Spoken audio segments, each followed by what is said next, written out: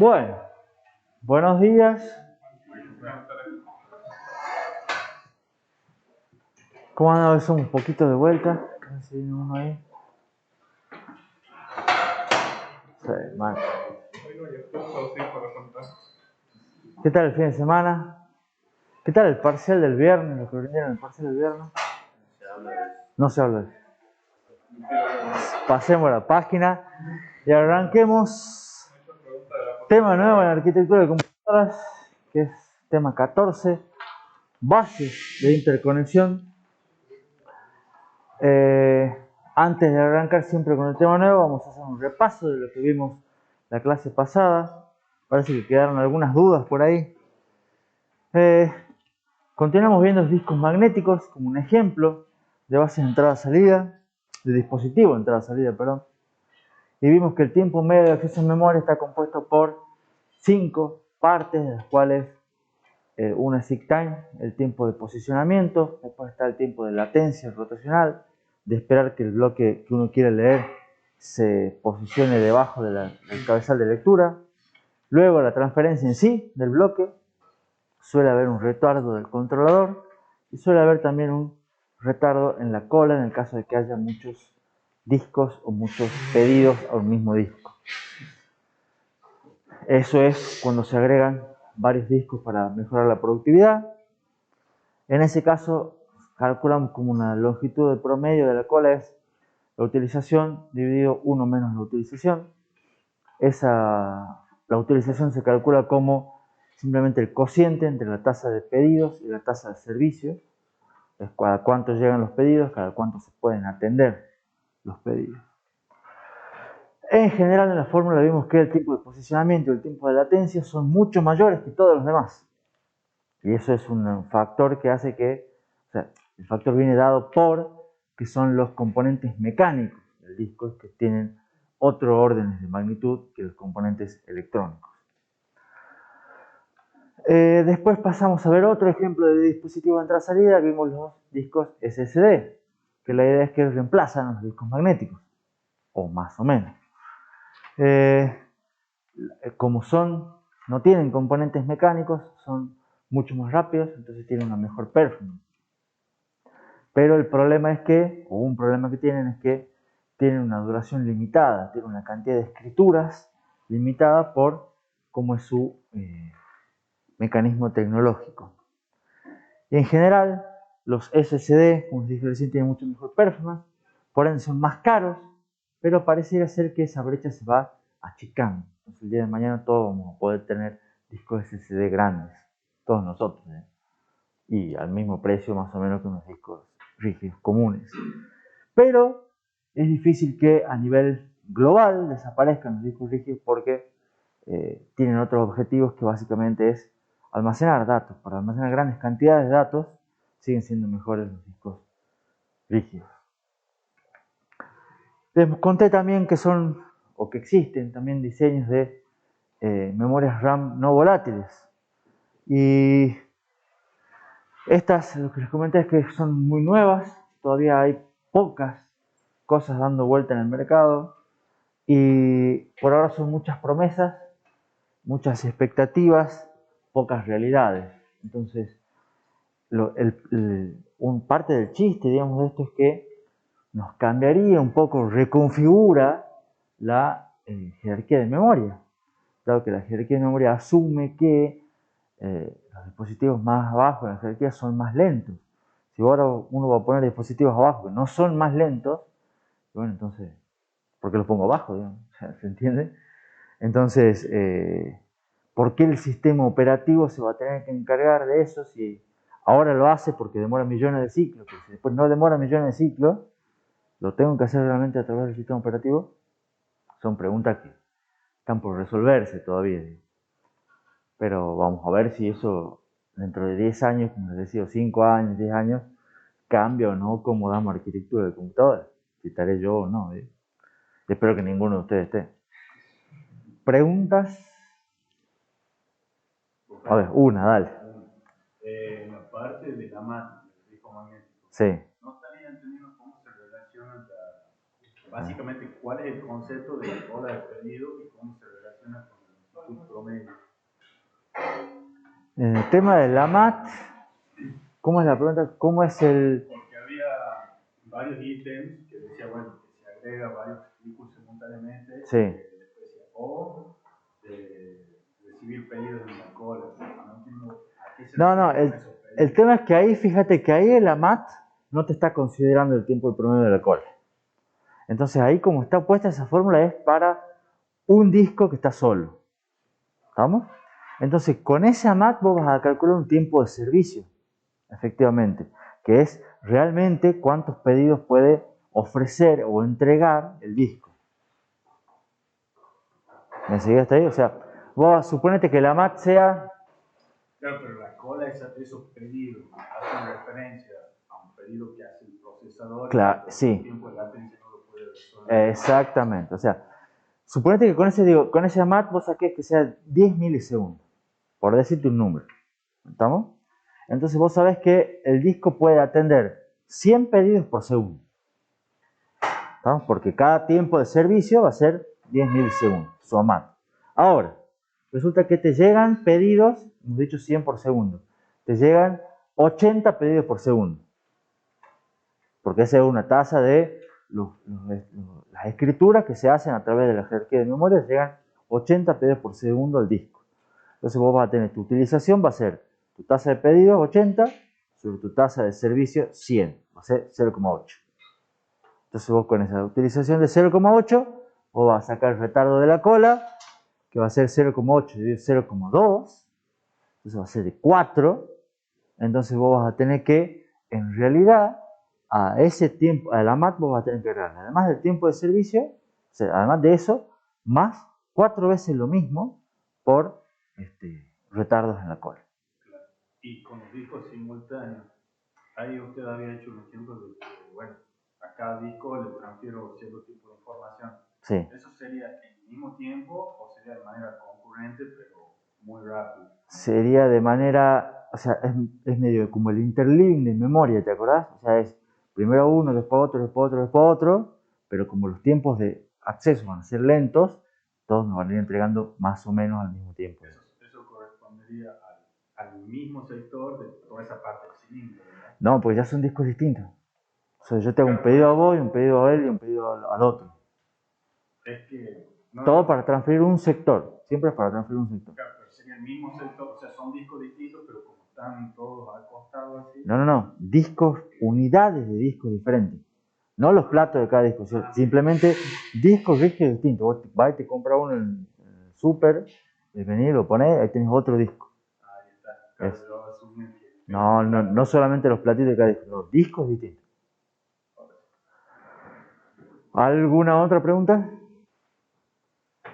Bueno, entonces sí vamos a... Bueno, eso es lo que he dicho, que requieren todo un cambio en todo el ecosistema. Pero ahora sí vamos a arrancar un poco. Estamos sí, como de vuelta, unas pocas diapositivas atrasadas, no tanto. Con el cronograma, este tema 14 complementa el tema 13 y hace que cerremos una parte de todo lo que es la estructura interna de las computadoras. ¿Qué es lo que vamos a ver acá? Vamos a ver qué es un bus, o cuáles son las características esenciales, como algunas clasificaciones de bases, hay un montón, tipologías de bases más comunes, topologías de bases más comunes, cómo son las conexiones fuera de un chip, las más comunes que son paralelas y seriales. Vamos a ver evolución de cómo fueron cambiando los esquemas de interconexión en la arquitectura de computadoras. Vamos a ver las conexiones dentro del chip. Vamos a ver las conexiones a gran escala, que son totalmente diferentes. Y como siempre, algunas tendencias. Hay poco, o hay dos secciones 6.9, debe haber un error. Una 6.9, la otra es 6.10, una cosa así. Pocas secciones del libro, que además me dijeron que no lo están leyendo. Pero bueno, siempre va la recomendación ahí. Después voy a ver si corrijo esta diapositiva y les aviso cuáles son. Los nombres seguro están bien, los numeritos están mal. Entonces, repaso. Esta diapositiva también la venimos viendo desde el primer día casi. ya vimos casi todos los componentes, procesador con su control, camino de datos, memoria, vimos un poco el sistema de entrada, salida. ¿Qué es lo que nos falta ver? El pegamento que une todo eso, digamos, que no está ni puesto acá, pero es todo cómo realmente, no solamente estos caminos entre procesador y memoria, entre memoria, entrada, salida, sino todo lo que es las conexiones entre todos los dispositivos que haya, digamos, todos los componentes. Digamos. Y ese dibujito también ya lo vimos en el tema anterior. Vimos que son múltiples dispositivos de entrada-salida, con características diferentes, todos muy distintos entre sí, y que se conectan a uno o más bases. ¿De acuerdo? Y yo les dije, ahora vamos a ver un poco generalidades sobre cómo se conectan los dispositivos, cómo se manejan los dispositivos de entrada-salida, y en este tema vamos a ver, vamos a poner el foco en cómo se conectan. ¿Está claro? ¿Preguntas? Bien. Llegaron varios mientras hacíamos el repaso. Está bueno. A ver, ¿cómo era esto? Lo que pasa es que este dibujito, que es ahí un esquema básico, está muy lejos de lo que es la realidad hoy en día. Esto en un momento dado quizá empezó siendo así, con ese bus que decía memoria de entrada-salida, donde todos se conectaban a ese bus, pero la realidad es que hoy en día no es así. Todos los procesadores se conectaban a los dispositivos mediante bases. Y esos bases estaban ubicados en lo que se conocía como, o lo que se conoce como, la motherboard, la placa madre. Era la placa que unía todo lo que estaba conectado y conformaba una computadora. En general, los controladores de los dispositivos estaban o en los mismos dispositivos o en esa placa madre. Y como dijimos, el sistema operativo sí debe tener un driver para poder reconocer y manejar cada dispositivo. Pero ¿qué es lo que empezó a pasar? La ley de Moore, como ya vimos, empezó a avanzar rápidamente y cada vez se podían poner más transistores dentro del mismo chip. ¿Eso qué fue posibilitando, digamos? Que los bases y los dispositivos vayan cambiando de lugar. En el sentido de, che, esto ahora lo teníamos en la motherboard, bueno, capaz que lo podemos poner adentro del procesador. Entonces la conexión que antes era una conexión en la motherboard, ahora pasa a ser una conexión dentro del procesador. ¿Se entiende? Y cada vez se van poniendo más cosas dentro del procesador. En general en los de alta performance. Entonces, hay frases por ahí que las vamos a ver un poco más al final del tema, que dice que en general los procesadores actuales, en realidad, podrían decirse como que tienen una motherboard adentro. O sea, ya lo que ustedes compran como una motherboard, se la siguen cobrando cara, pero cada vez tiene menos chips. Cada vez son más cuestiones de interfaces y de cosas así para conectar el mouse, el teclado, el monitor, pero cada vez más chips están dentro del micro. Pero en esa pequeña evolución tenemos que siempre empezar por el principio que es, ¿qué es un bus? Sí. Ahí se refiere con controlador, está en el mismo dispositivo. ¿Se refiere al hard o a la parte del driver? En general al hardware. El controlador de hardware está en el dispositivo. Siempre es una mezcla, un poco hardware, un poco software. El poco hardware está en el dispositivo, el poco software en el sistema operativo. Y a veces deja de estar en el dispositivo y pasaba a la mother, y ahora deja de estar en la mother y pasa al micro. ¿Vamos? Entonces, ¿qué es un bus? Un bus, como dice ahí, es un conjunto de, llamémosle, cables. ¿Vamos? Que en realidad no son cables, son pistas o lo que sea, que se usa para conectar múltiples dispositivos. Un bus, además, es una herramienta, ¿vamos? Que en arquitectura de computadores y en muchas materias la usan como forma de manejar sistemas complejos. En el sentido de decir, los conectamos a través de un bus, una forma de decir cómo se conectan distintos dispositivos para armar una cosa más, para manejar complejidad. En general, un bus está definido por varias capas y ya después vamos a ver distintas cosas, pero siempre un bus suele tener un protocolo de transacciones. ustedes algo deberían haber visto del tema y no les debería sonar tan raro. ¿Puede ser? Ustedes han visto una materia en teoría de fundamentos de redes. No han visto nociones básicas de algún protocolo y nociones básicas de transacciones. Un bus debe tener especificaciones de señales y de tiempo. Capaz que, no sé si han visto, pero o van a ver en otra materia que es transmisión de datos, cuestiones de eso, de que un bus tiene que tener un cierto nivel de tensión, un cierto nivel de timing. No todos los buses son iguales. A su vez, un bus es un paquete, un conjunto real físico de cables. No es lo mismo un cable HDMI que un cable USB. Internamente el cable es diferente.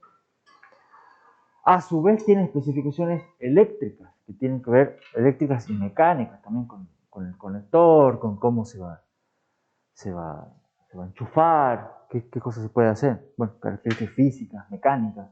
¿Sabes? No es lo mismo una ficha USB que una ficha HDMI, el mismo ejemplo de recién. ¿Estamos? O un RJ45. Todo eso conforma lo que es un bus. Son cosas que definen a un bus. Las más importantes para nuestra materia es la del protocolo de transacciones, que es cómo funciona ese bus. Sin embargo, no son las únicas características, o sea, tiene más características, digamos. Lo que vimos eso del protocolo estándar, el protocolo de transacción, en general, los buses están basados en protocolos que son estándar. Y es muy importante que los protocolos sean estándar. ¿Por qué? ¿Algún se le ocurre la idea? Para que todos se comuniquen de la misma manera.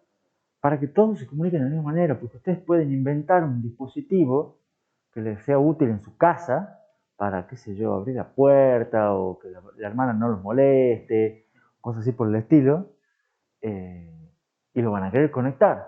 ¿Y cómo lo van a querer conectar?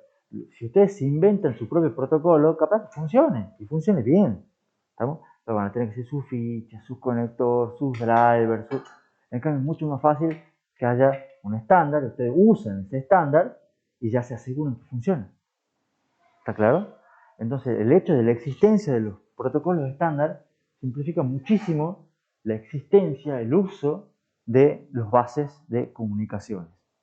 Por cuestiones de compatibilidad, que siempre cualquier dispositivo que alguien lo fabrica, si cumple con el estándar, sabemos que va a funcionar, o debería funcionar. Además lo va a hacer bien, porque cumple con el estándar. ¿Estamos? Lo va a hacer de manera correcta. Además lo va a hacer eficiente, en el sentido de, por productividad o por latencia, según cuál sea nuestra métrica, sabemos que el estándar tiene unos parámetros que cumple esos requerimientos.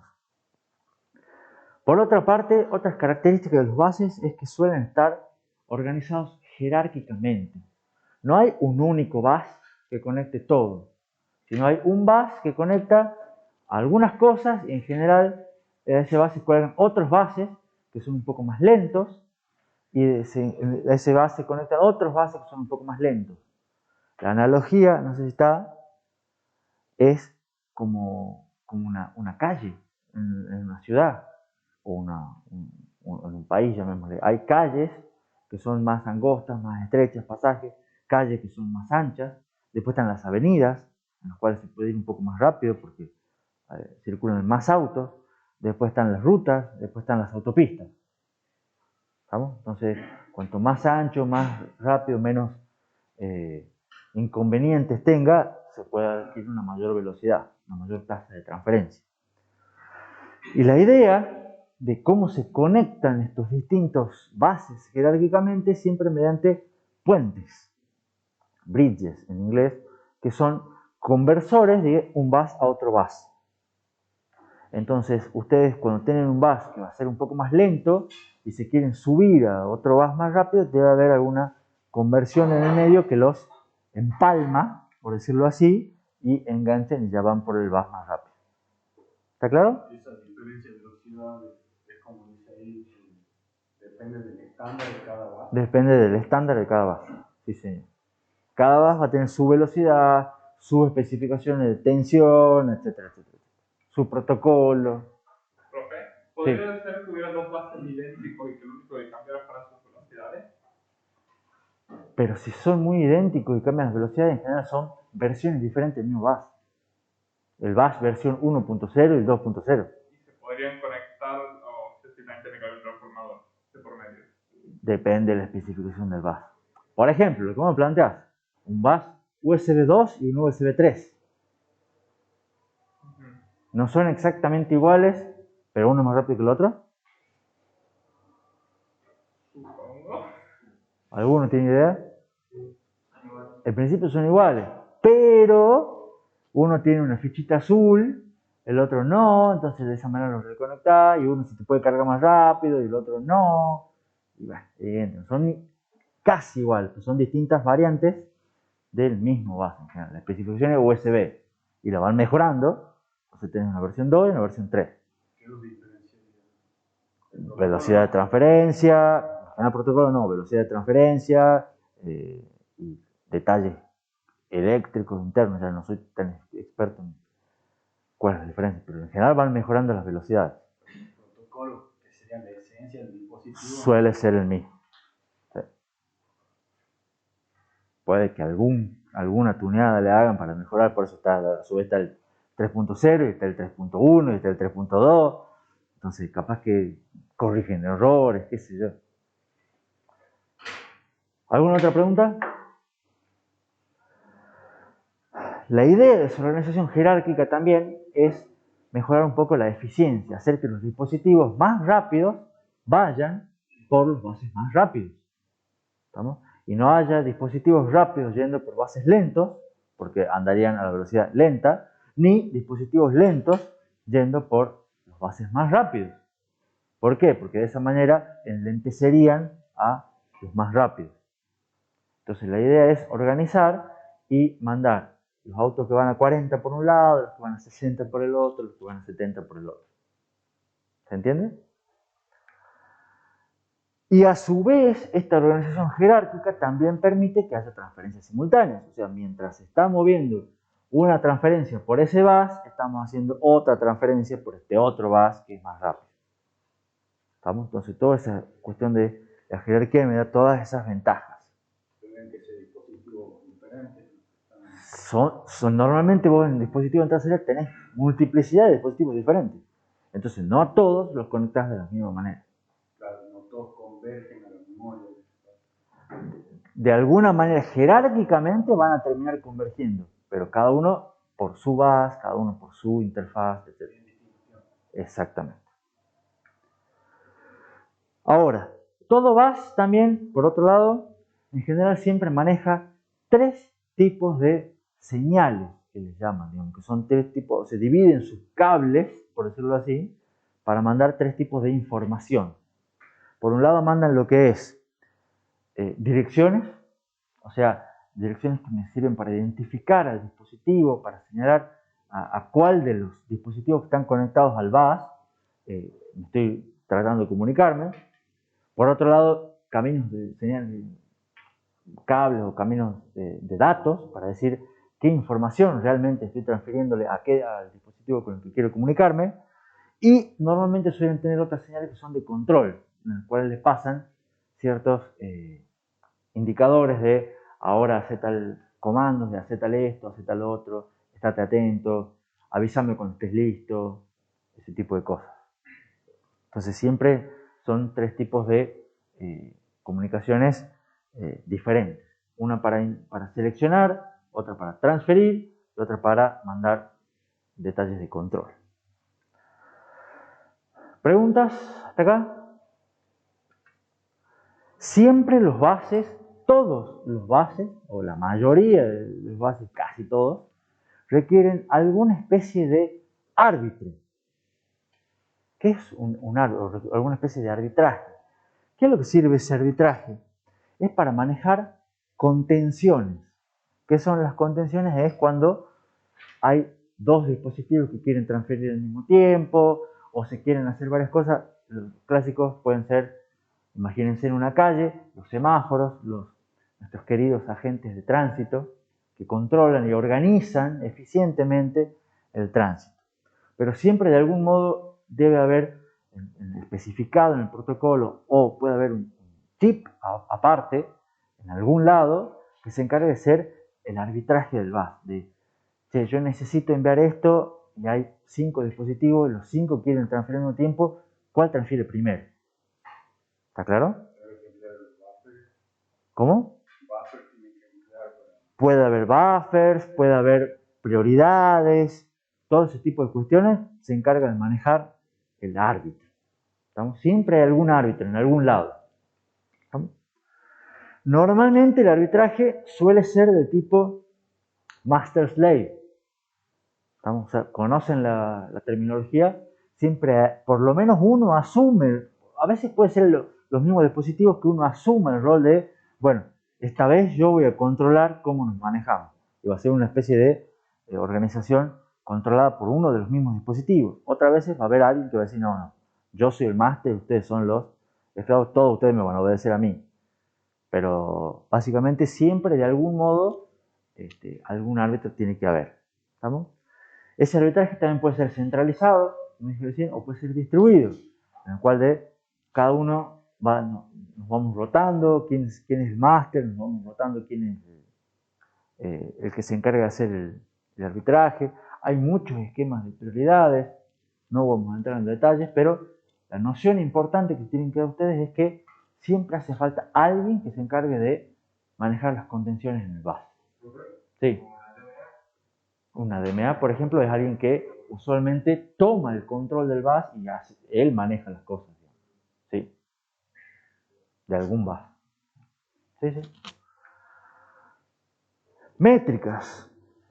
¿Cómo hacemos para comparar diferentes bases? ¿Y cómo hacemos para no comparar también diferentes bases? Siempre las métricas, las principales para entrada-salida, dijimos que son 2.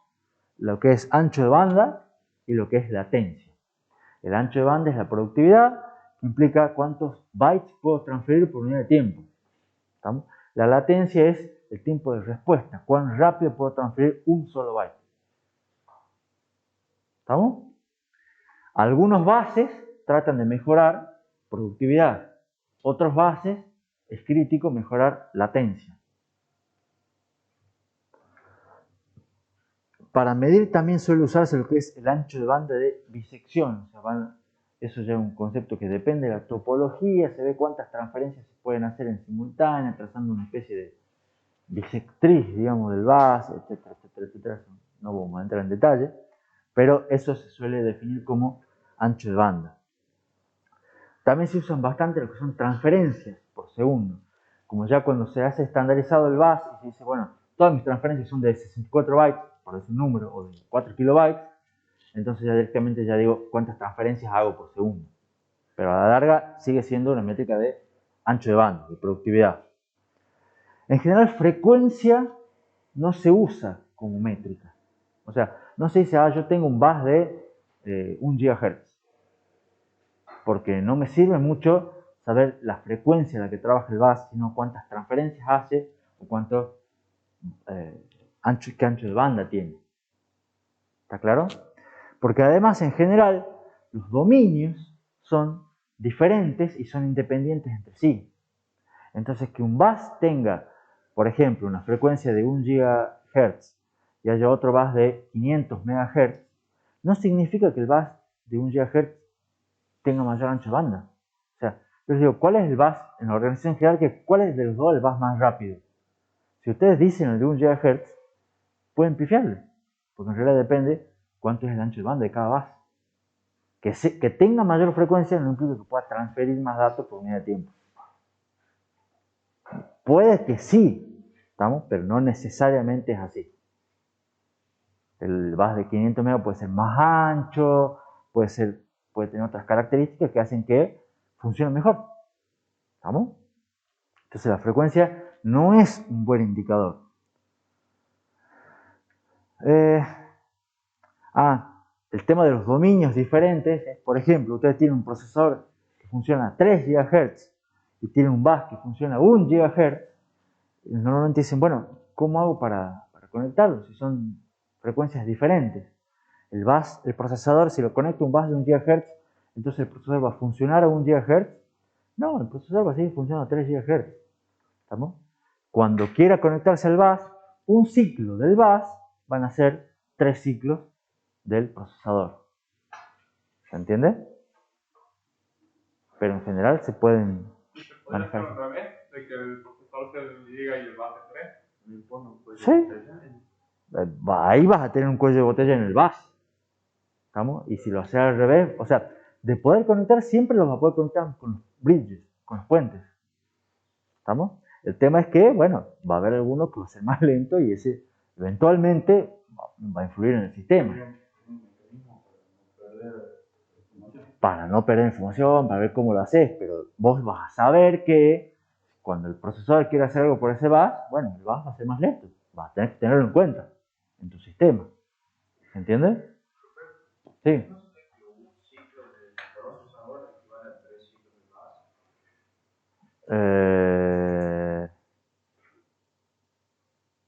Sí, está al revés. Porque el procesador es más rápido. 3 ciclos del procesador. No, está bien así. La frecuencia del procesador es más rápida. Esto sería. El micro va a ser pulsito, pulsito, pulsito. Y el otro va a ser así. Este es de 3 GHz, este es de 1. Entonces, 3 ciclos del procesador son un ciclo del otro. ¿Está bien? Bueno, igual me hace pensar, Matías, está bien. No vale la pena ponerles a ver los que están en casa el dibujito de las frecuencias. ¿Ya? Para Tuquina. Saludos, Tuquina.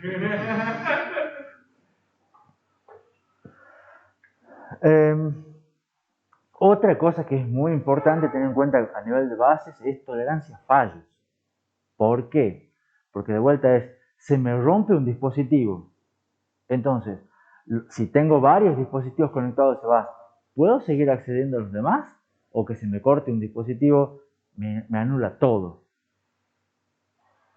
¿Vamos? Es importantísimo eso a nivel base. O el bus, se me corta un cable, ¿puedo seguir transfiriendo datos? ¿Vamos? Eso es bastante importante. ¿Se acuerdan que habíamos visto algunas de las cosas en entrada y salida empezaban a tener importancia? Bueno, para los buses es muy importante la tolerancia a fallos. También en cuestiones de eficiencia energética, de cuánto realmente consume o cuánta energía gasto, digamos, en transferir datos por un bus. ¿Preguntas? ¿Vamos bien? Buenísimo. Clasificaciones. Desde ya les digo, hay un montón. Suele haber distintas y vamos a ver algunas nomás que son las que más me interesan a mí. ¿No? Que se queden ustedes. Por un lado, se pueden separar los buses por su cantidad de líneas, su cantidad de cables, su cantidad de caminos simultáneos que tengan. Y se los define de dos maneras. Pueden ser bases paralelos o bases seriales. ¿Conocen ustedes bases paralelos o bases seriales? El USB serial, dicen acá. ¿Algún paralelo? El VGA creo que era paralelo. Sí.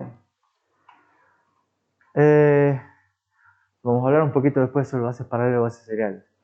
También se los puede clasificar por su cantidad de dispositivos que se pueden conectar. Hay bases que son de conexión punto-punto, en el cual se conecta un dispositivo con un cable, y otras bases en las cuales se pone el cable directamente y a ese mismo cable se van conectando múltiples dispositivos. ¿Conocen algún ejemplo de cada uno?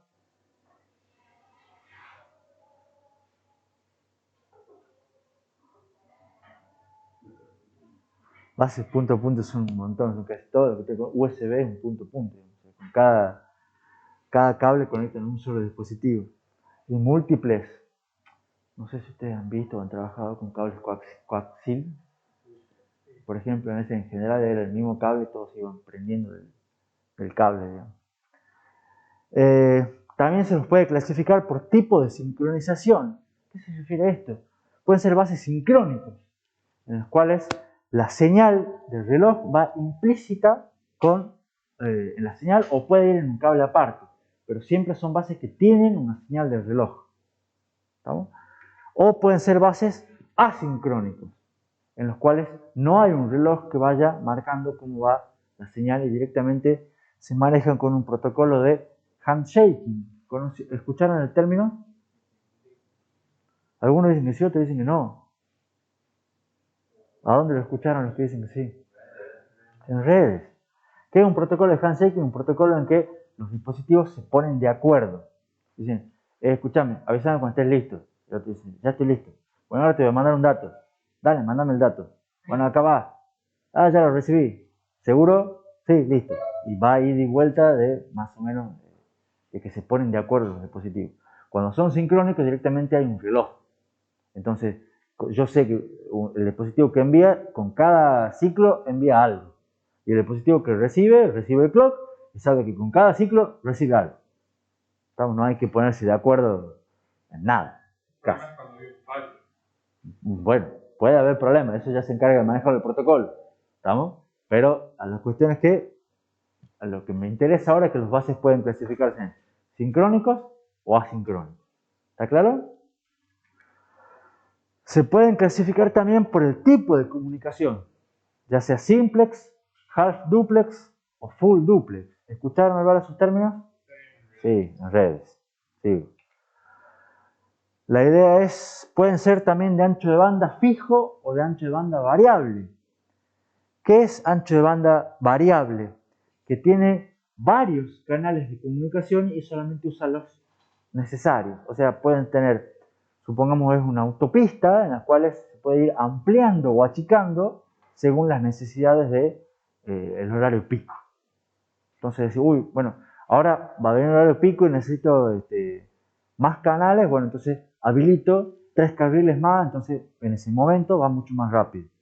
Y después no los uso, entonces deshabilito 3 carriles, entonces vamos a la velocidad normal. ¿Estamos? Después también esto ya medio, se lo suele clasificar según la ubicación dentro de una computadora. Y existía lo que es el bus del sistema o el bus de memoria, que era tradicionalmente el bus que conectaba el procesador con la memoria. Existían bus de periféricos, que son los buses a los que se conectan los dispositivos más lentos, teclado, mouse, etc. Y hoy en día están los que son buses intra-chip, que está todo dentro del mismo procesador, dentro del mismo núcleo, o el mismo chip en realidad. Son distintas maneras de clasificar los buses. ¿Estamos? Y hay muchas más también, pero no vale la pena. ¿Preguntas con respecto a esto? Buenísimo.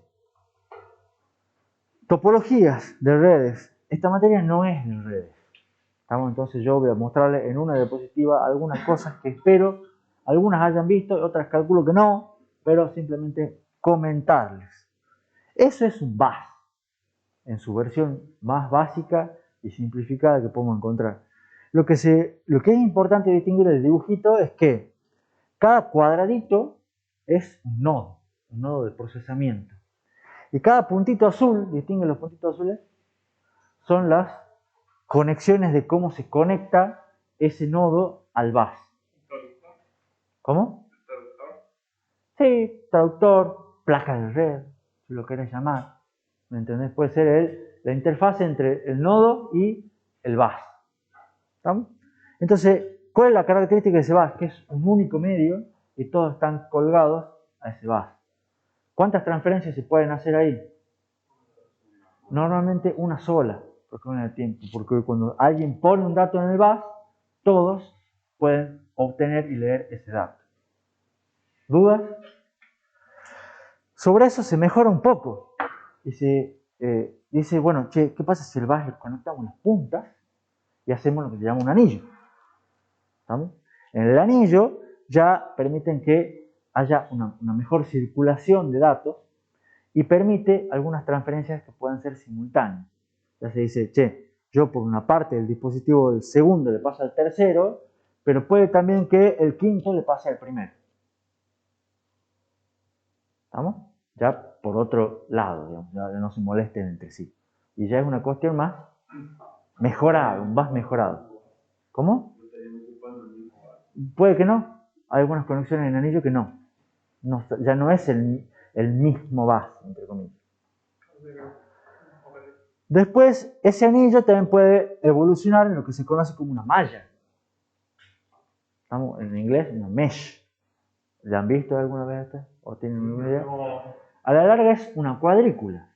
En vez de poner un bus, ¿qué pasa si ponemos supongamos dos bases verticales, dos bases horizontales, dos bases verticales, conectamos a varios anillos, en realidad verticales y horizontales, y hacemos que, fíjense, en cada intersección conecto un nodo. Entonces tengo una malla. De esa manera puedo hacer que este transfiera con este, y este transfiere con este, y este transfiere con este. Es un poco más evolucionado. Pero se no estarían en cada ring sería independiente. Hay un montón de variantes de mesh. ¿Sí? La idea es una grilla, todos interconectados con todos más o menos. ¿Sí? ¿Estamos? O sea, por filas y columnas, si lo quieren ver así. ¿Estamos?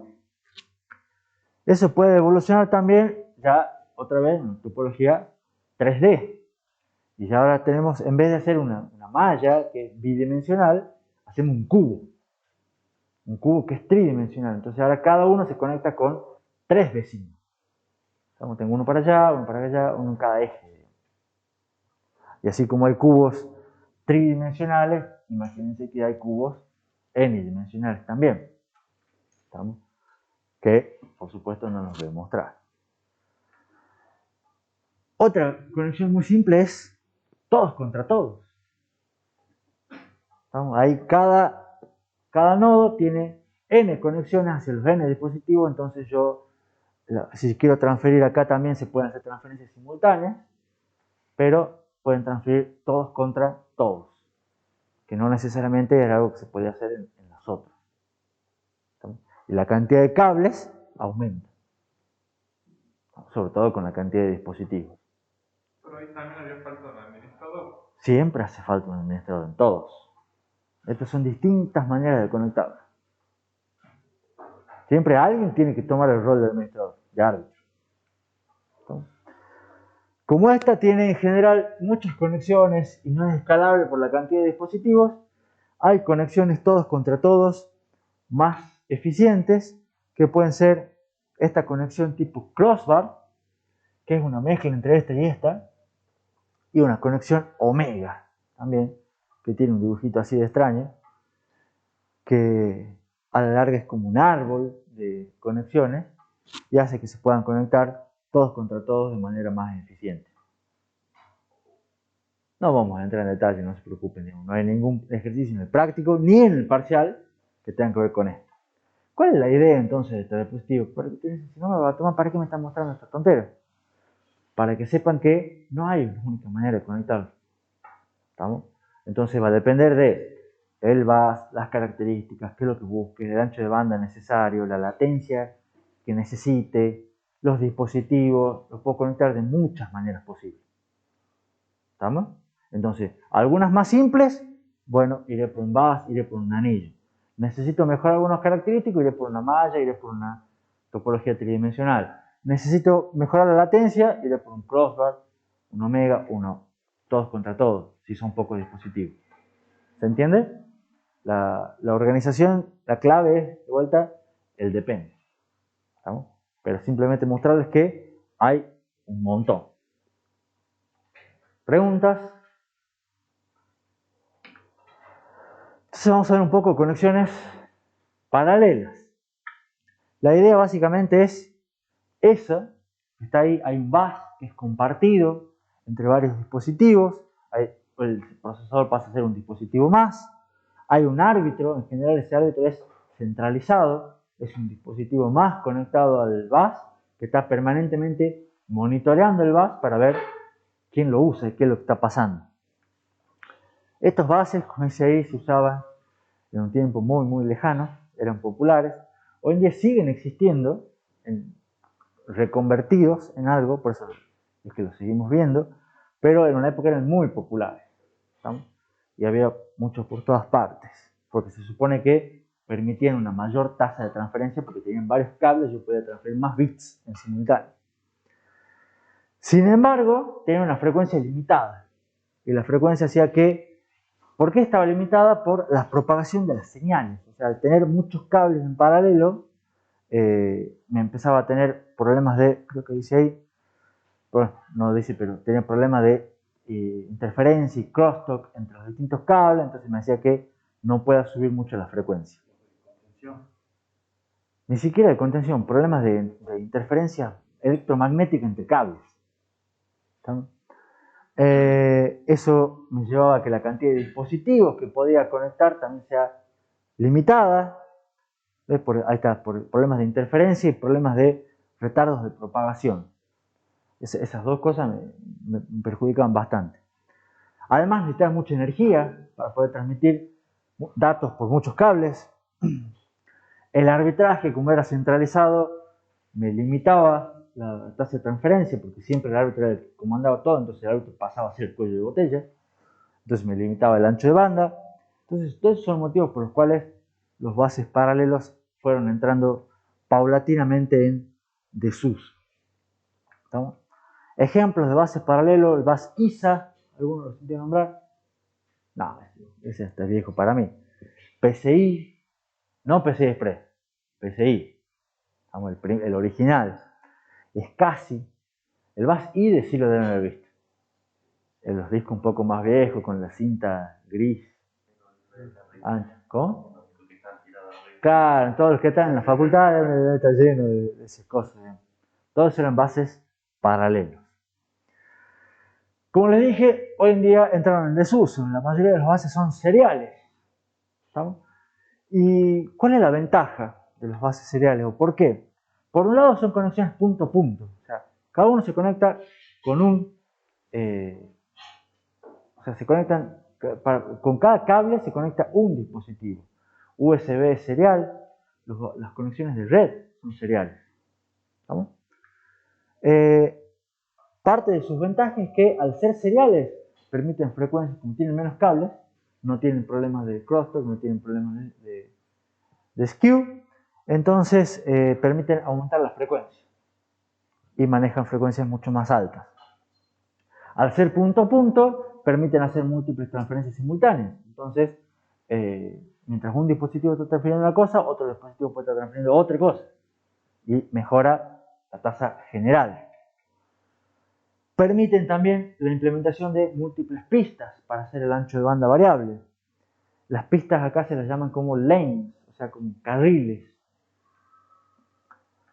Eso es lo del ancho de banda variable. Dispositivos más rápidos, digo, bueno, te asigno más carriles para vos y transferís más datos. Eso no se puede hacer con un cable paralelo porque el cable paralelo usa todos. Tiene menos pins porque tiene menos cables, entonces hace que los conectores sean más simples, sean más baratos, los chips, los controladores también sean más baratos, tienen un menor consumo de energía. Entonces todas esas son características que han hecho que los bases seriales con el tiempo fueron paulatinamente reemplazando a los bases paralelos. Baja latencia, son modulares, etcétera, etcétera. Ejemplos de bases seriales: Ethernet, todos lo conocen, calculo. PCI Express, ahí también todos lo deben conocer. SATA, todos lo deben conocer. USB, todos lo deben conocer. FireWire, no sé si lo conocerán algunos. Bueno, estos son algunos de algunas computadoras más nuevas, digamos, pero no sé si las Mac o algunos otros tienen. No importa. El Thunderbolt también, ese es otro. Pero son distintos bases que acá ustedes ya dicen, a esto me suena. ¿No? Y se da cuenta que los otros eran más prehistóricos. ¿Preguntas? O sea, por lo que dice ahí, entonces jamás será un cuello botella humano. No dice en ningún lado eso. Está muy... Depende del bus. ¿Estamos? O sea, permite frecuencias hasta 10 GHz. Puede que eso sea una limitación igual. ¿Estamos? O sea, vos podés tener una frecuencia muy alta, pero una tasa de transferencia no tan alta. ¿Estamos? Y comparado con el procesador, puede ser un cuello de botella. ¿Alguna otra pregunta? ¿Qué pasa cuando se conecta como el USB que ponemos uno y 4 ¿Y a qué te refieres con qué pasa? Porque dice que son conexiones punto a punto para cada dispositivo. Sí. Estaríamos compitiendo por el. Y bueno, la idea es que, por más que sean punto a punto, o sea, vos vas a tener distintos tipos de conexiones. Entonces vos vas a tener, si los conectas en estrella, lo vas a conectar con un hub. Ese hub va a tener que, de algún modo, arbitrar, manejar los distintos pedidos. Va a tener que encargarse. Si vos tenés un hub USB, conectas 4 dispositivos y lo conectas uno solo a la PC, digamos, o a lo que sea, vos de alguna manera estás haciendo un multiplexado en ese hub, ¿entendés? Va a decir, vamos uno cada uno, vas vos primero que son más importantes, de alguna manera vas a tener que arbitrar eso, ¿me entendés? Pero lo mismo pasa con un switch en una red, o sea, vos en una red conectás cada cable a un agujero, ya sea un hub, o ya sea un switch, o ya sea lo que sea, en tu access point vos tenés 4, bueno, pero cada uno tiene su conexión. Entonces, después, ¿cómo las manejas? Eso ya es arbitrar. ¿Me entendés? No es parte de la conexión serial. ¿Qué es lo que planteó? De que si tenés un hub, por ejemplo, USB, un hub, ¿cómo haces para manejar la contención entre 4 dispositivos similares? Claro, porque se conectaría a un solo conector para el computador. Exactamente. ¿Estamos? ¿Preguntas? Vamos bien, genial.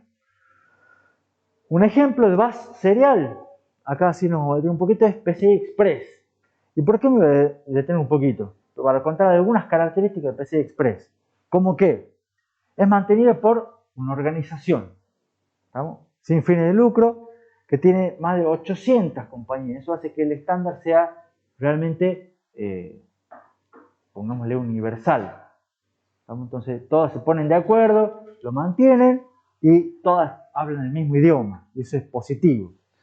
Es compatible hacia atrás. Si ustedes tienen un procesador, un bus PCI Express 4 y tienen un dispositivo PCI Express 1, lo pueden conectar. Anda más lento, obviamente, pero lo pueden conectar. En general, ahí tienen distintas versiones del bus. La primera versión fue anunciada en el 2003. La 6.0 fue anunciada en el año pasado. No implica que todavía haya dispositivos PCI Express 6. Actualmente los que hay en el mercado son 3, 4 y 5, si no me equivoco. Los 3 son los más viejos, los 4 serían los más que están tratando de ser actuales, los 5 son los más nuevos, que son muy poquitos. Es un bus serial, es un bus full duplex, es un bus punto a punto. Cada pista necesita 4 cables. Puede manejar entre 1 y 16 pistas simultáneamente. Y cada dispositivo puede seleccionar cuántas pistas necesita. Lo importante de acá, ustedes fíjense, tienen el ancho de banda, tienen la frecuencia, tienen las transferencias por segundo. Ven que con cada versión y cada evolución del protocolo va aumentando básicamente, en este caso va duplicándose el ancho de banda. A veces, o muchas veces también relacionada con un aumento de una duplicación de la frecuencia. Sí. Eso del camino de una 16 pistas sería la de que una con 16 otra con 4. Sí, exactamente. ¿Escucharon lo que dijo Maxi? Esto de ancho variable, por ejemplo, que maneja entre 1 hasta 16 pistas, él dice porque él tiene una placa de video, PCI Express, que dice, me consume las 16 pistas. Entonces, esa placa de video va a necesitar el PCI Express a su máximo rendimiento. ¿Estamos? Pero puede haber otro dispositivo que dice, no, yo necesito 4 nomás. Y es otro dispositivo u otra placa más humilde. Entonces, eso no implicaría que sea, de cierta manera, no. Borra esa parte. Listo. Seguimos. Acá ven un poco lo que es la evolución de PCI Express, que aparece acá, la versión inicial PCI Express 1, y fíjense que básicamente va siguiendo una curva que parece que tiene una tendencia de que se duplica cada 3 años el ancho de banda. ¿Estamos? Y ese tipo de tendencias son las que manejamos nosotros en la arquitectura de computadoras. ¿Por qué? Porque si queremos hacer un dispositivo ahora, o queremos hacer un procesador ahora, y queremos que va a salir al mercado dentro de 3 años, hasta que yo lo fabrique y toda esa historia, entonces tengo que pensar que, cuando salga, voy a tener un PCI Express 6. ¿Se entiende? Porque ya va a estar en el mercado manejando PCI Express 6, que fue anunciado el año pasado. Entonces, este tipo de tendencias son las que tenemos que manejar nosotros en la arquitectura de computadoras. Y por supuesto, eso va siempre impulsado por la ley de Moore, que está detrás de todo esto, que cada vez puedo poner más integrados, y por nuevas demandas. Cada vez necesito mayores tasas de transferencia. ¿Preguntas?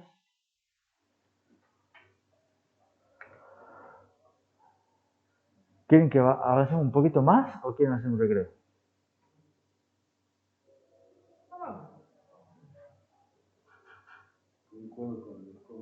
Avancemos un poquito más. Estoy de acuerdo con el desconocido. Entonces ahora les muestro un par de esquemitas de cómo son un poco más reales el dibujito que vimos al principio de la clase de hoy. ¿Se acuerdan cómo conecto los dispositivos al procesador? Bueno, ese es un esquema un poco más real de un sistema de entrada-salida. ¿Qué es lo que se puede ver ahí? Varias cosas que vamos a ir detallando de poquito. Primero, este esquema tampoco es de verdad, ¿no? Pero ya está un poco más cerca. Esto se lo usaba mucho, se lo usó mucho durante 10 años, entre el 98 y el 2008. O sea, ustedes son más o menos como ustedes estaban naciendo, ¿no? Por ahí. Tiene su edad más o menos este esquema. Y sigue teniendo algunas ideas básicas que siguen existiendo las ideas, digamos, a pesar de que el esquema no tanto. Esto está basado en lo que se conoce como una arquitectura de 3 bases. ¿Por qué 3 bases? Porque si se fijan, entre el procesador y ese bloque de arriba, que se llama North Bridge, hay un bus. Después hay un bloque que se llama South Bridge, el puente sur, que es otro bloque que ya les voy a detallar. Y entre el North Bridge y el South Bridge hay otro bus. Y después del South Bridge para abajo está otro bus. Entonces es como partir, digamos, o sea, agregar 2 cosas en el medio, ese North Bridge y ese South Bridge, y partir en lo que es una arquitectura de 3 bases. Uno del North Bridge para arriba, otro entre el North Bridge y el South Bridge, y otro del South Bridge para abajo. ¿Está claro? Y la idea de esa partición, digamos, de bases en 3 cosas, justamente para empezar con la estructura jerárquica, con diferentes velocidades y tasas de transferencia de cada bus, y las conexiones mediante los puentes. Y esos puentes, como les conté, son el North Bridge y el South Bridge. Y la idea es que ustedes conectaban al North Bridge los dispositivos, o sea, el procesador por un lado, y los dispositivos que son los más rápidos. Entonces conectaban la memoria principal al North Bridge. ¿Estamos? Las placas de video al North Bridge. ¿Estamos? Eran los dispositivos en ese momento más rápidos. Y después conectaban todos los demás dispositivos al South Bridge, porque eran todos mucho más lentos que la memoria principal y las placas de video. Y conectaban el South Bridge al North Bridge para hacer de interfaz. Y de cierta manera el South Bridge era más complejo. El South Bridge era un poco más complejo, pero en realidad más complejo porque eran más conexiones, pero era más fácil porque son velocidades mucho más lentas. ¿Estamos? Y estos dos, North Bridge y South Bridge, eran chips independientes que estaban en la motherboard y que uno en general, como eran chips independientes, se los conocían como el chipset el conjunto de chips. Entonces ustedes tenían una motherboard con el chipset no sé cuánto, y ese era el que implementaba el Northbridge y el Southbridge. El controlador de cómo manejaban todo eso estaba en la motherboard, en esos dos chips. Sí. El puerto que no estaría conectando los dos a la vez. ¿El puerto qué? M2. No, el puerto M2 no existe. El puerto M2 es mucho más nuevo que esto. No, ya vamos a llegar en la diapositiva siguiente. Aguantame un poquito. O en la siguiente o en la siguiente, una de las dos. Ya vamos a ver. Pero la idea era esa. Los dispositivos más rápidos al Northbridge. Los más lentos al Southbridge. ¿Estamos? Como para que tengan una idea, algunas velocidades.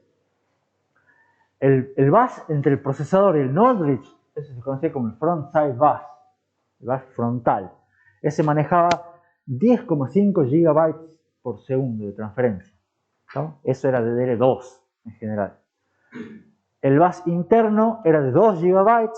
Después abajo tenían SATA de 300 MB, ID de 100 MB por segundo, USB de 60 MB por segundo, teclados, mouse que manejan 1 MB por segundo. Fíjense las diferencias de velocidad, de anchos de banda. ¿Estamos?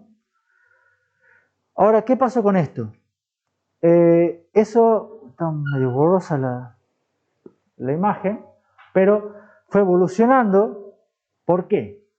Básicamente por, de vuelta, la ley de Moore, todas las cosas empezaron a aumentar sus velocidades, empezaron a cambiar, y el procesador dijo, che, podemos meter más cosas dentro del procesador. Entonces, ¿qué empezaron a meter dentro del procesador? En el esquema anterior pusieron el Northbridge.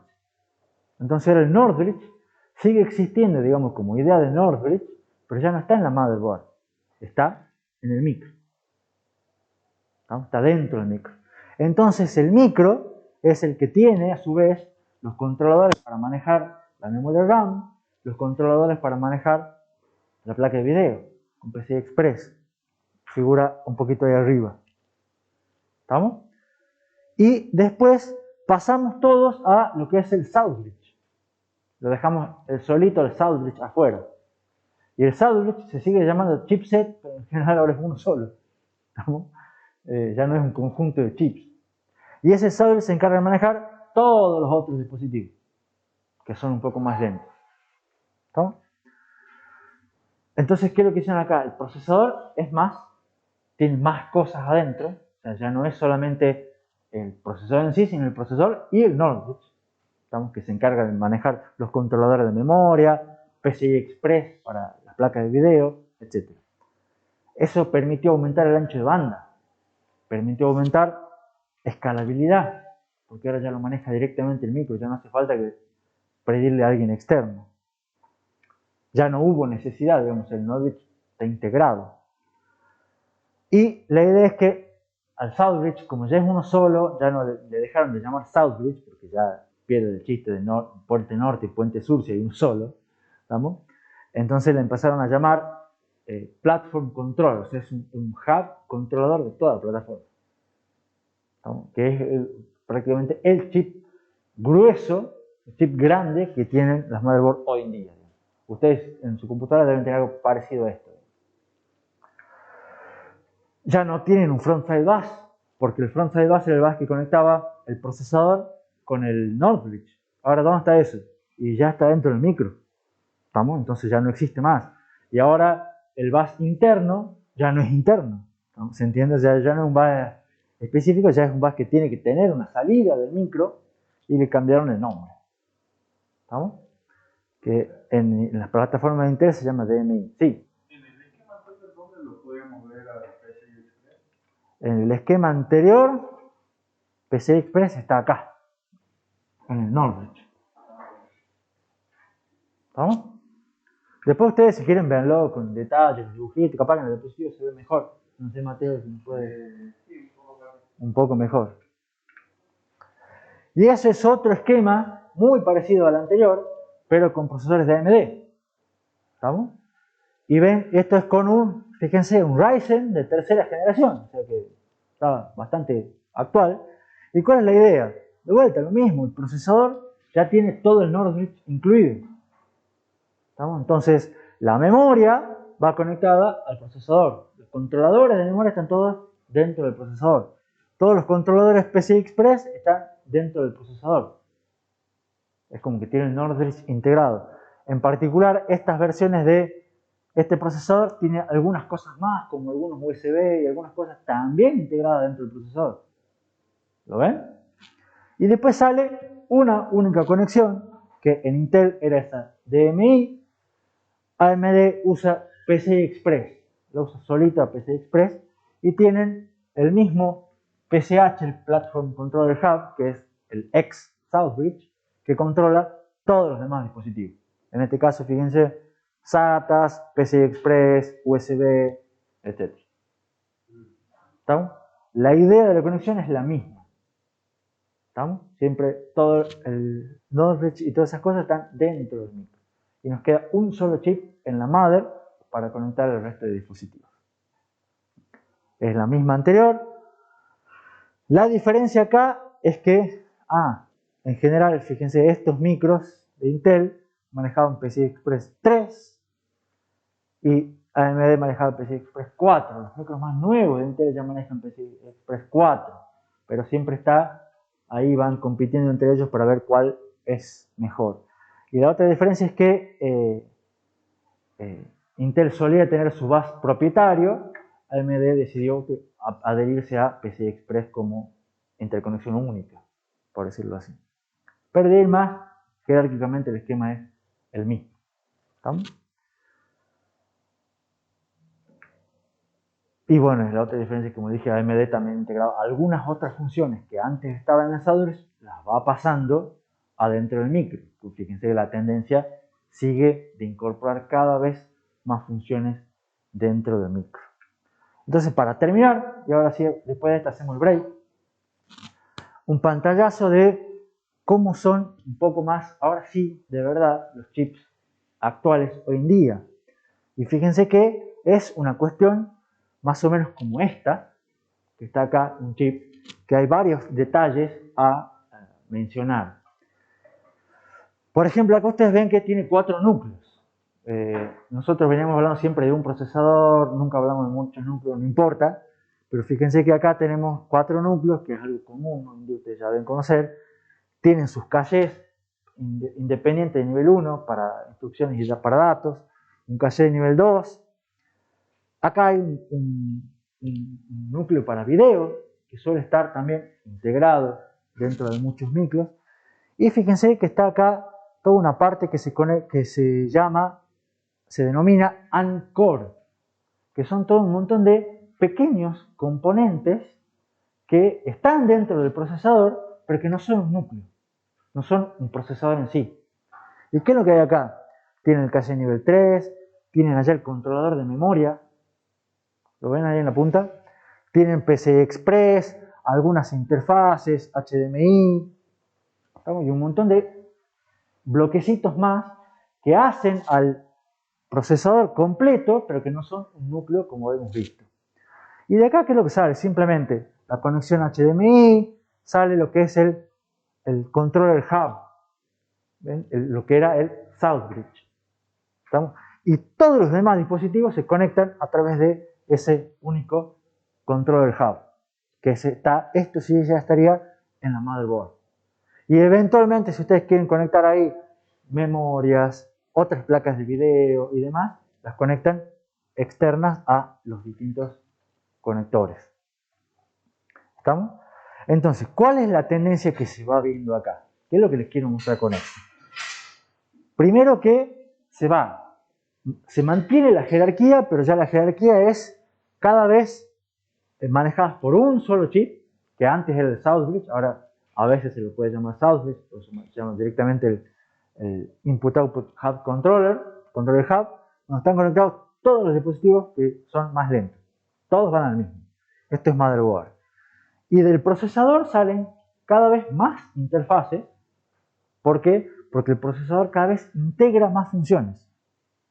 O sea, las funciones que antes estaban en la mother, ahora están yendo todas dentro del micro, cada vez más. ¿Estamos? Y fíjense el otro detalle que es importante, que lo vi a propósito, capaz que algunos se hayan dado cuenta, aparece esto. ¿Estamos? Aparece esto que es una red de interconexión adentro del micro. ¿Estamos? Que antes no había. ¿Estamos? Entonces ahora un bus que antes estaba antes, ahora pasa a ser, che, ya tenemos muchos pedacitos que conectar, necesitamos una base de conexión interna, adentro del chip. ¿Profe? Sí. Cuando dice core, ya asumimos que ahí está integrado lo que es la unidad de control, tanto el TDD como... Acá sí estaría todo eso. Todo el procesador que nosotros vimos sería cada núcleo. En realidad están todos como 0 y deberían ser 1, 2, 3. Pero bueno. Ese no lo hice yo, digamos. Ese la saqué de algún lado. Digamos. ¿Se entiende el esquema? De vuelta, lo que impulsa esto es demanda y ley de Moore.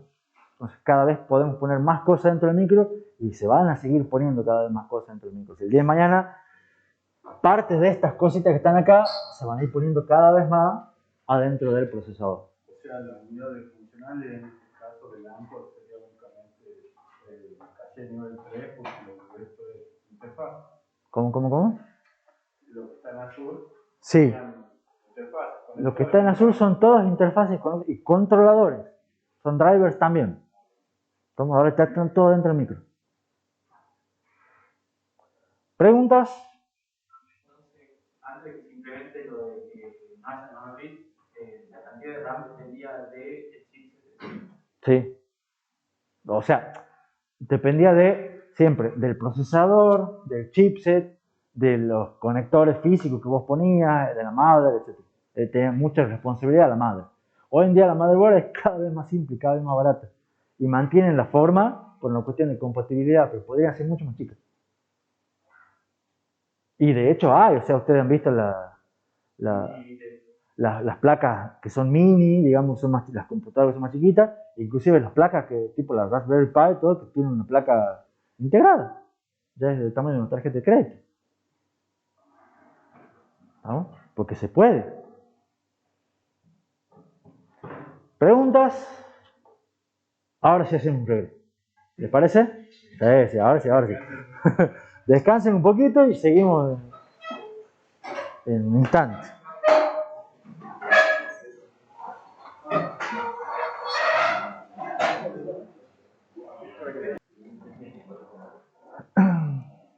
Bueno.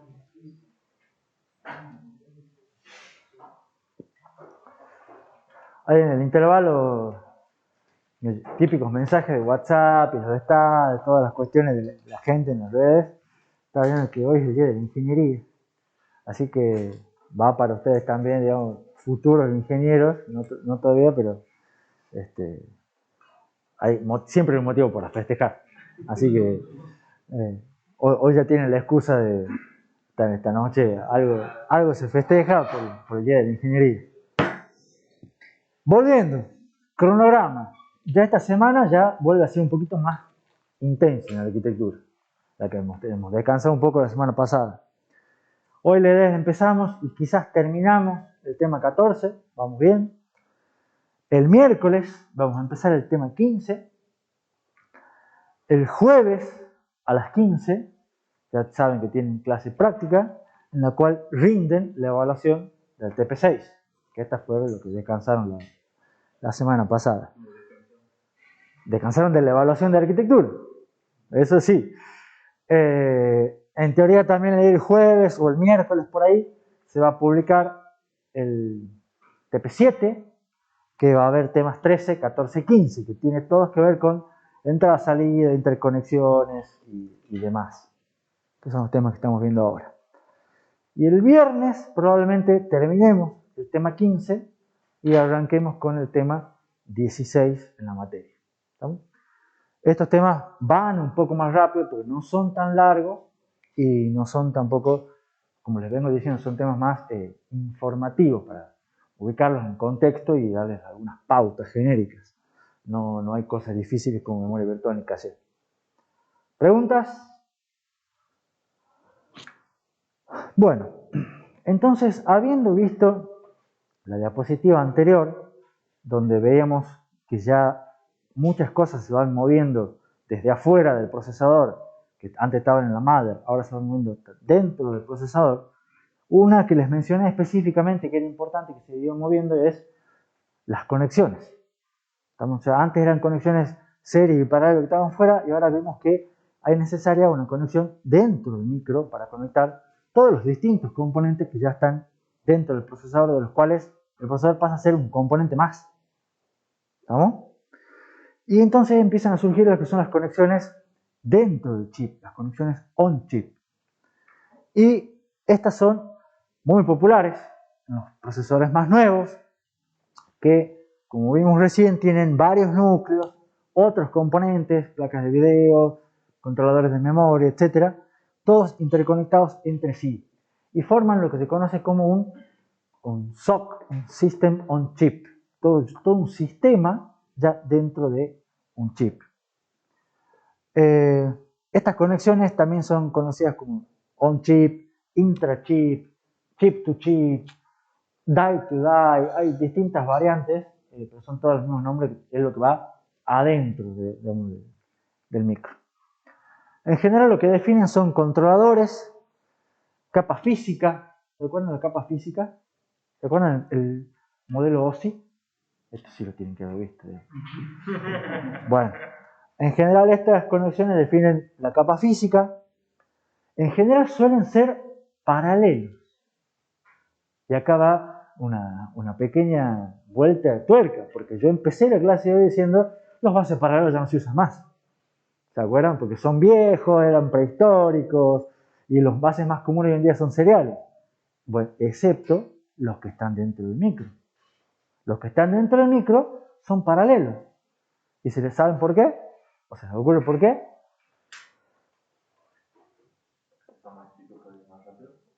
Porque son más chicos, pueden ir más rápido, porque la latencia es importante. O sea, dentro del micro es más que la tasa de transferencia, importa mucho la latencia.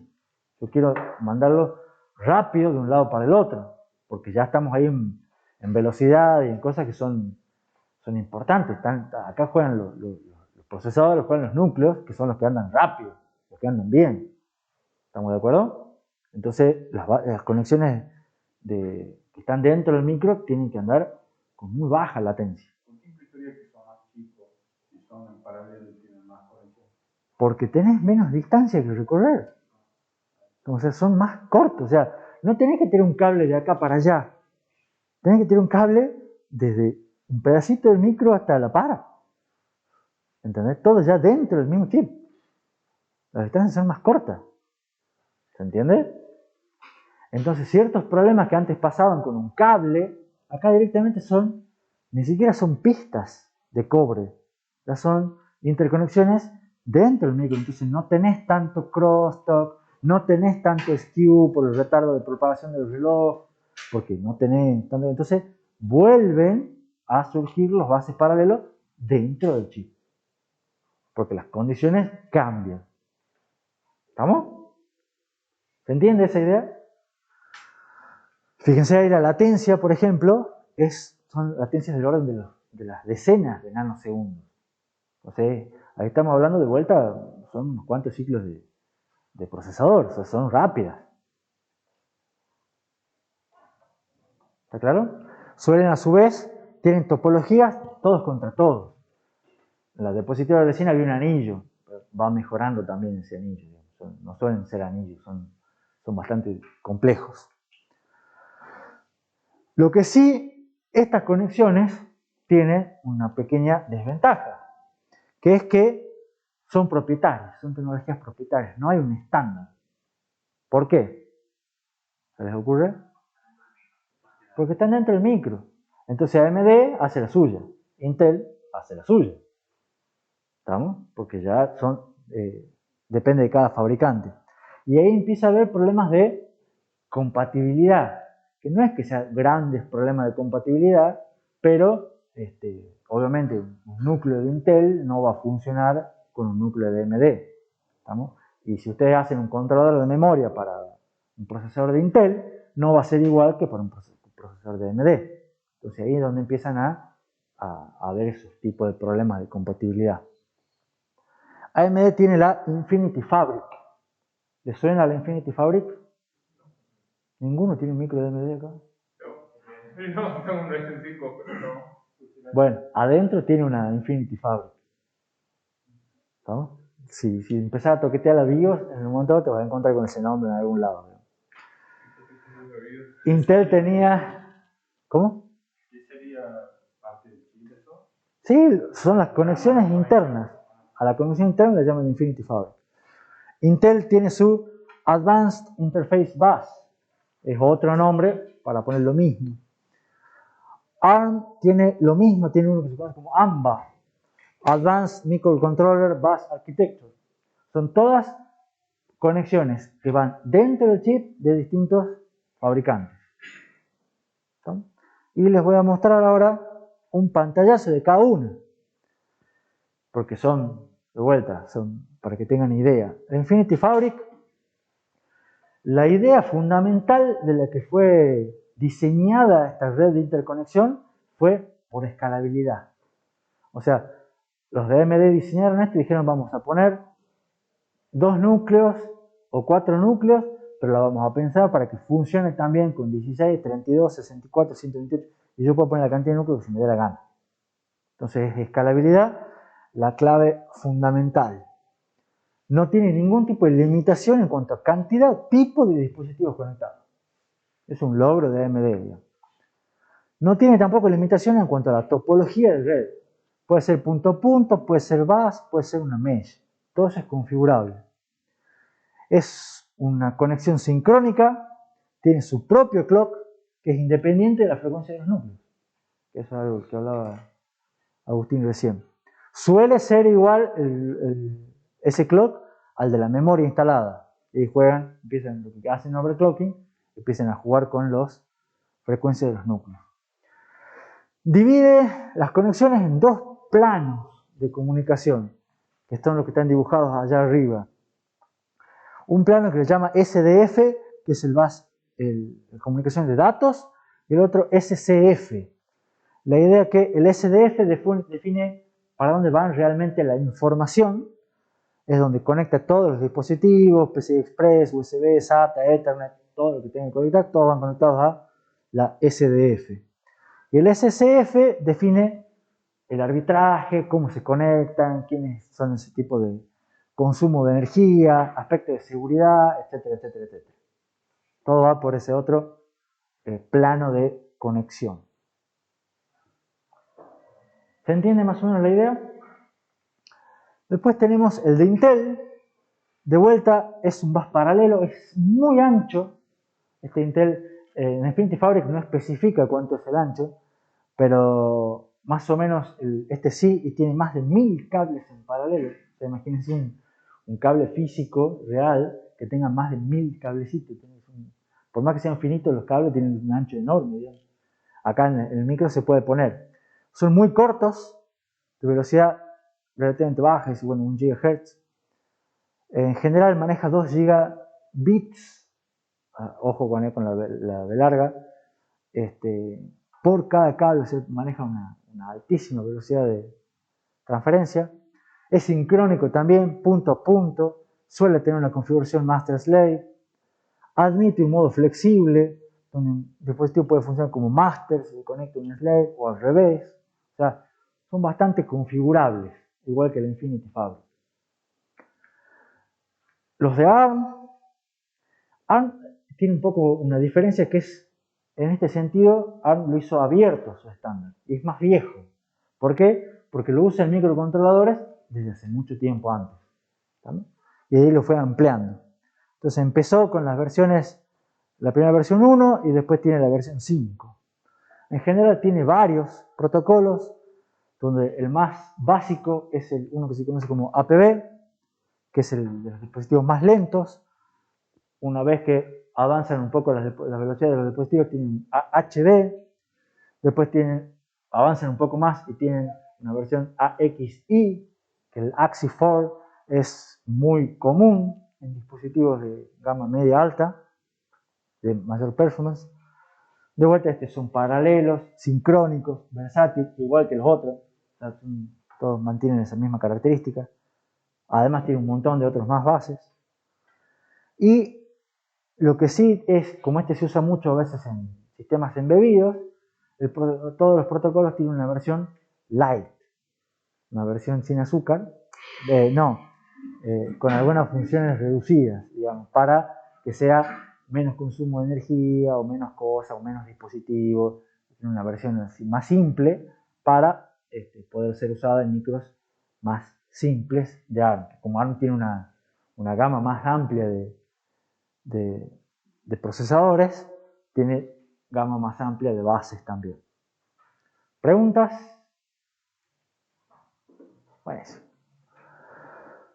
Ahora, a su vez, así como les conté la Infinity Fabric y esa de AMD, hay otros bases también que son actuales y que son tendencias. A nivel, siempre hablamos de lo más top de lo más top, digamos. Un bus o dos bases, dos conexiones que se están hablando mucho hoy en día son CXL, que es Compute Express Link, y CCIX, que tiene que ver con, no sé cuál es, Cache Coherent Interconnect for Accelerators, dice.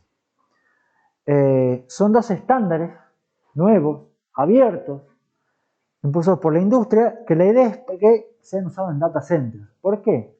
Porque todos los que hacen data centers, léase Google, Facebook, Amazon, todos esos pequeños jugadores, dicen, che, nos quedamos cortísimos con los bases que tenemos, necesitamos nuevas interfaces. Entonces se juntan entre ellos y están promoviendo este tipo de conexiones. ¿Cuál es la idea? Que agregan sobre lo que ya es PCI Express 5, con sus especificaciones de señales, con sus protocolos y todo lo demás, agregan una capa más, una capa de funcionalidad. ¿Dentro del chip O lo agregan, o sea, agregan sí, dentro del chip sería controladores para esos bases, CXL. ¿Estamos? Agregan una capa más de software con nuevas funcionalidades para poder hacer las características que ellos necesitan. La idea es que pueden conectar múltiples CPU con múltiples dispositivos, todas con un espacio de memoria unificado, que es algo bastante útil. Y eso están, digamos, ganando terreno, esos dos bases de arriba, en lo que es data center. Por otro lado está el bus NVLink. No sé si alguno lo escuchó nombrar. O algunos tienen placas de video Nvidia de las buenas. No, ponele desde 2014. Las placas de video Nvidia tienen una característica, o sea, todos ustedes si la tienen en su casa, digamos, o los que tengan, en general la conectan a PCI Express, ¿estamos? Porque ustedes la conectan a su madre. Pero ¿saben que una placa Nvidia se puede conectar con otra placa Nvidia? Sí.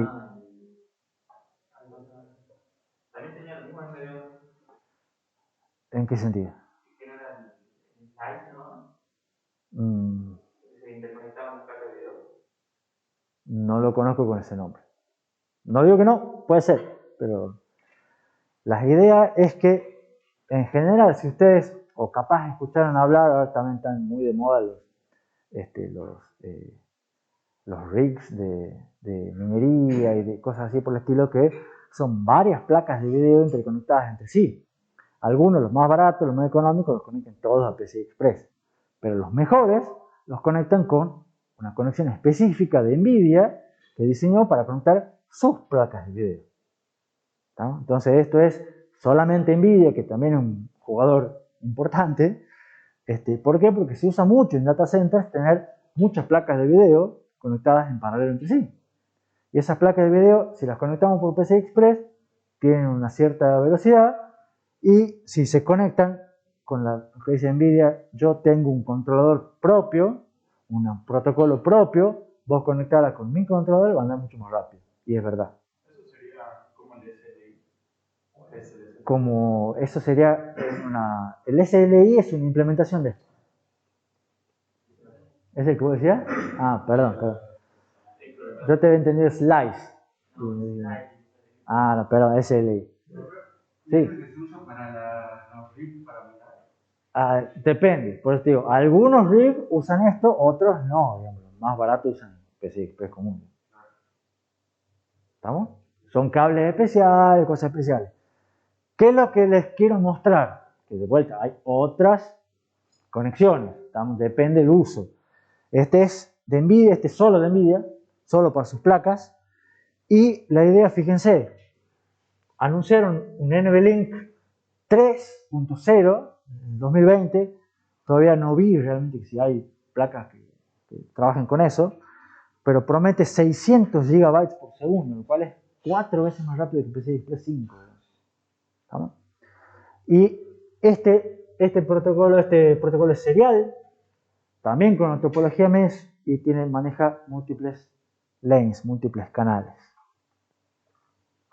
¿Preguntas? SLI creo que es una versión específica de esta para conectar 2 placas de video. Es para 2. Este NVLink es para 2 o N. Para N, en realidad.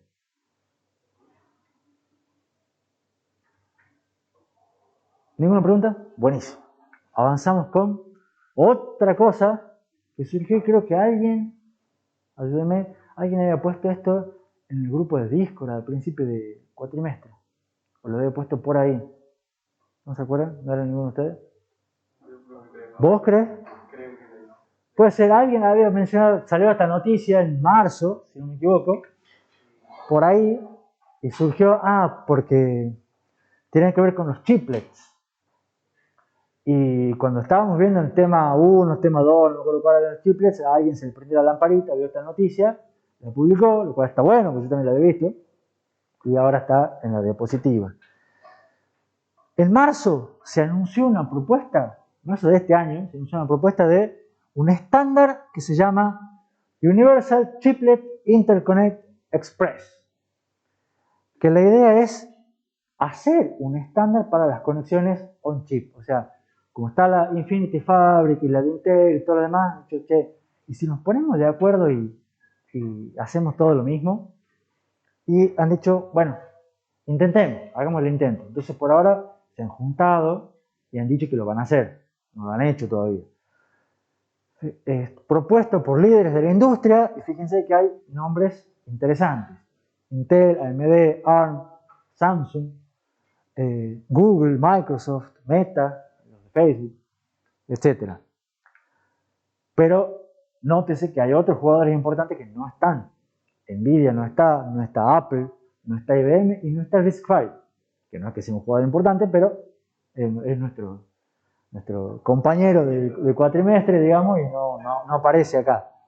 Pero no quita que aparezca el día de mañana, ¿no? O todo eso se suma. La idea de este estándar es que sea abierto, que sea gratuito, y de esa manera se puedan todos disminuir costos. La idea es que no quieren reinventar la rueda, entonces se va a basar en PCI Express, se va a basar en CXL, el que les acabo de comentar, para definir capa física y protocolo. Un protocolo de transacciones. El objetivo de esta conexión va a ser ampliar el ecosistema de chiplets. ¿Se acuerdan los chiplets? Los chiplets eran pedacitos, o sea, pequeños procesadores, y la idea era armar tipo Rastis. Estamos tipo los Lego. ¿Estamos? Para armar un tipo bloque y de esa manera ir armando los sistemas de chip que nosotros hemos visto. O sea, es decir, tengo mi núcleo acá, pongo mi controlador de este lado, pongo el otro ladrillito con PCI Express, pongo una tarjeta gráfica integrada y armo todo mi sistema. Entonces, ¿cómo conectamos eso? La idea es que se conecte con esto. Entonces, y que cada uno pueda tener todos sus componentes universales, digamos, todos con el mismo estándar de interconexión. La idea es que los primeros bloques compatibles surjan en 2024. O sea, si alguno vuelve a cursar en 2024, esperemos que no, capaz que ahí les comentaré si esto es verdad o no, si surgió alguno o no. La idea es que, por supuesto, el nombre de universal, estos tipos pretenden que sea tan estándar como USB o como PCI Express. Lo quieren hacer también personalizable para también ser usado en conexiones fuera del chip. Y un objetivo que es importante es que la latencia sea menor que 2 nanosegundos. Hay que ver si lo hace. ¿No? Eso como para contarles. Por otro lado, damos vuelta a la página y también les debo, o es mi responsabilidad contarles que hay otro tipo de conexiones. Así como hemos visto las USB, PCI Express, las conexiones dentro del chip, hay otras conexiones que son fuera, totalmente fuera del chip y en otra gran escala, que son las usadas en supercomputadoras, las usadas en data centers, cuando tenemos muchas de computadoras que hay que conectarlas, ¿cómo las conectamos? ¿No?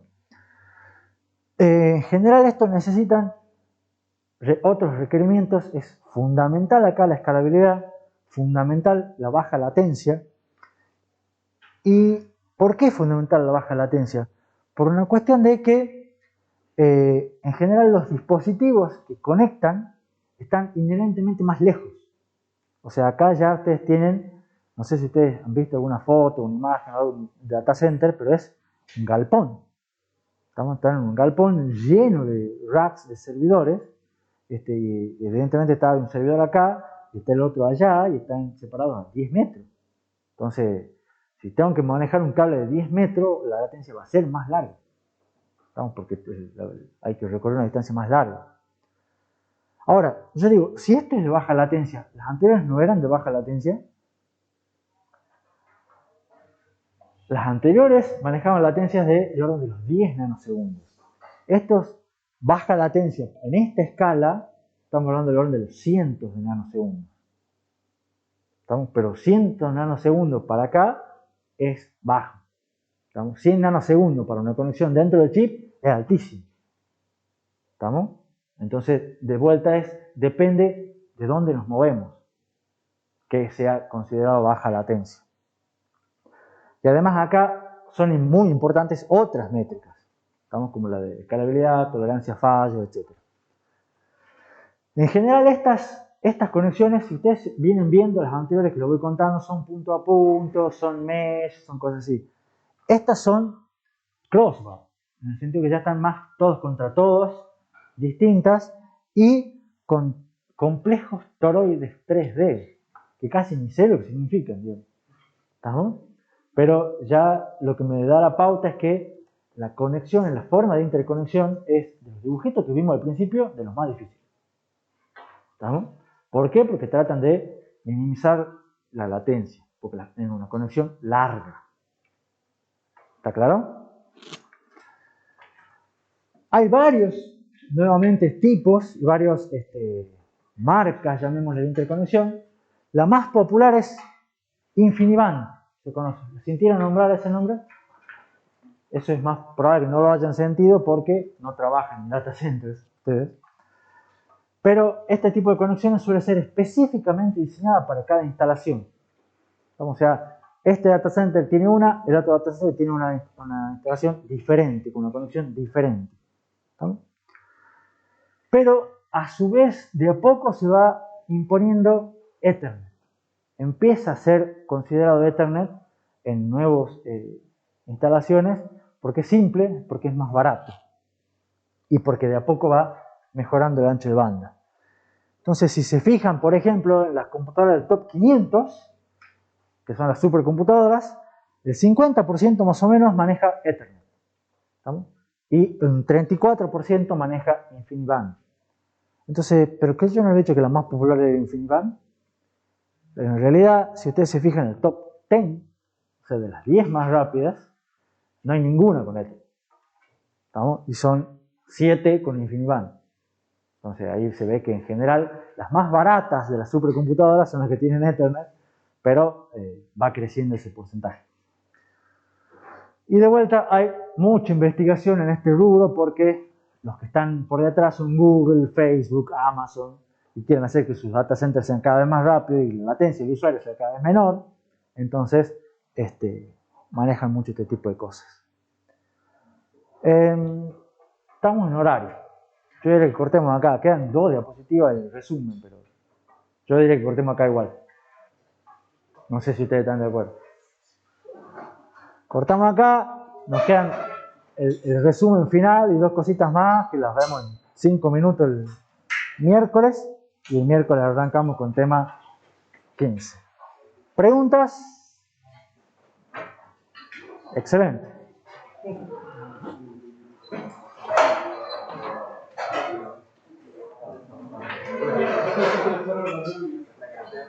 La